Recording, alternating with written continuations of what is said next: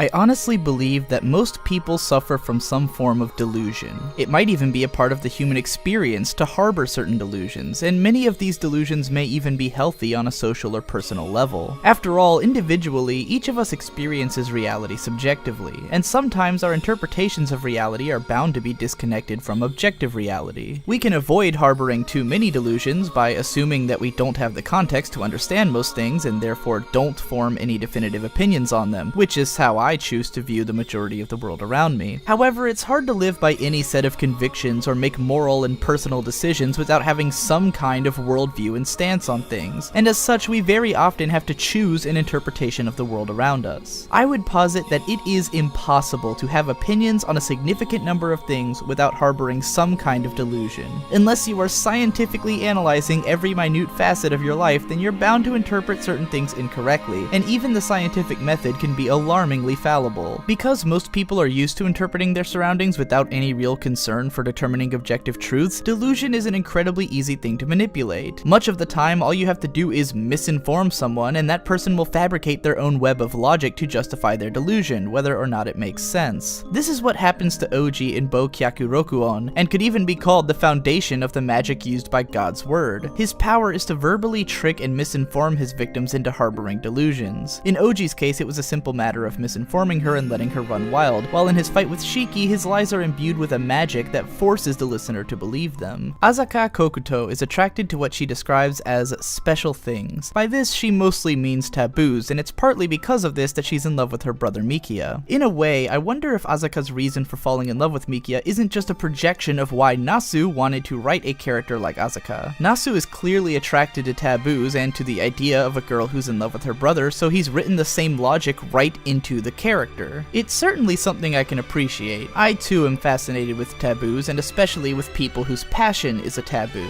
As someone who is not only deeply passionate about many things, but who also respects and relates to others largely through their passions, one of the hardest things in the world for me is to deny someone their passion. I probably wouldn't feel the same way about real people, but especially when watching anime, the characters who fascinate me the most are those who are passionate about something that they shouldn't be, a trait which many characters in the Nasuverse share, though comparatively Asuka's passion is actually the most tame. In fairness, it might have seemed at least a little bit more taboo in 1998. Incestuous characters have always been a thing in anime and manga, but in recent years the presence of little sisters who are in love with their brothers has reached some kind of event horizon. In the spring 2014 anime season, there were like 5 shows with those kinds of characters on at the same time. Still, Asuka's passion is child's play next to the other characters in the story, such as Shiki, whose passion is murder. And I guess that brings me to why I actually didn't really care for this film. It feels like breaking character a bit to talk about this, but I did say at the beginning that I want to approach these films in the same way that I engage with them, and in this case my main engagement with this film was a lack thereof. Asaka Kokuto is not very interesting. I'm not sure she's supposed to be either. She comes off as just being a somewhat naive and ignorant child who mostly serves to be a cute younger sister character without having much of a narrative arc of her own. In the little claymation opening of the film, the lesson she teaches is, don't burn, be moe, which is a pun on the origin of the word moe coming from moeru, which means to burn, but it really seems from this like Asuka's entire purpose is to be moe. Her power is to control fire, and just like how her love of taboo things seems to be Nasu writing his own interest into the story, so too does it seem like her power was written to reflect her purpose. It's like her entire character is built as a reflection of the reasons that Nasu wrote her to begin with. He likes moe little sisters. But because Asuka's story seems so tangential to the main plot of the films, and because she's so much less interesting than the other characters, she comes off as nothing more than an aesthetic persona with no real depth, development, or chemistry within the story. The best part of her involvement for me was what she brought out in Shiki. I love how Shiki clearly sees through Asuka and puts up with her shit just because she's too lazy or too kind to fight against her. Shiki holds up under it like a boss and even gives her a chance with Mikia at the end just out of kindness. Mikia says that Shiki sees Asuka as her own little sister, and I can't help but wonder if for some reason she really likes Asuka deep down. From what I've read online, Boukyaku Rokuon is the most truncated of the adaptations from the original novel. A lot of details about God's word, including his eventual fate, are left out, which is kind of a shame, but it does give the impression that they were tacitly admitting that this story held less weight than the others do to begin with, or maybe that's just my bias talking. Either way, with its distance from the dark urban setting that I love so much and focus on a character I don't really care for, this is my least favorite Kara no Kyoukai film. We'll see how things may turn around tomorrow night with Satsujin Kosatsu Part 2.